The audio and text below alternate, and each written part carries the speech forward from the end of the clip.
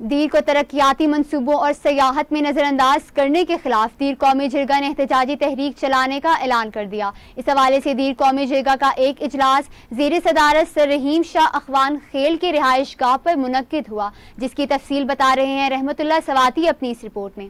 دیر کو ترقیاتی منصوبے اور سیاحت میں نظر انداز کرنے کے خلاف دیر قومی جرگہ نے احتجاجی تحریک چلانے کا اعلان کر دیا۔ اس حوالے سے دیر قومی جرگہ کا ایک اجلاس زیر صدارت سر رحیم شاہ اخوان خیل کی رہائش گاہ پر منعقد ہوا، جس میں مختلف پارٹیوں کے رہنما، علاقائی مشران اور سوشل ایکٹیوسٹ نے کثیر تعداد میں شرکت کی۔ لوور دیر، اپر دیر کے جتنے بھی مشران ہیں، قومی ہیں، سیاسی ہے، سب آج جمع ہوئے تھے۔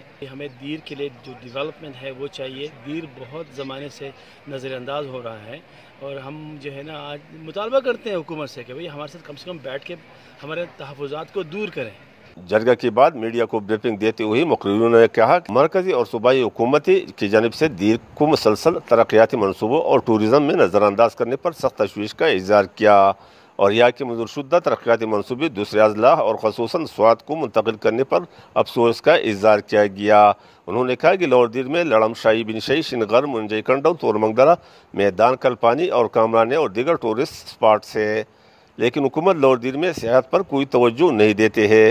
مشرانوں کا مزید کہنا تھا، اگر آنے والے بجٹ میں دیر کی ترقی اور خوشحالی کے لیے فنڈ مختص نہیں کیا گیا اور حکومت نے ہمارے تحفظات دور نہیں کی تو دیر گرینڈ جرگہ پرامن احتجاج تحریک کا آغاز کریں گے۔ کیمرہ ٹیم کے ساتھ رحمت اللہ سواتی، اخوان خیل ہاؤس، ماندیش، لور دیر۔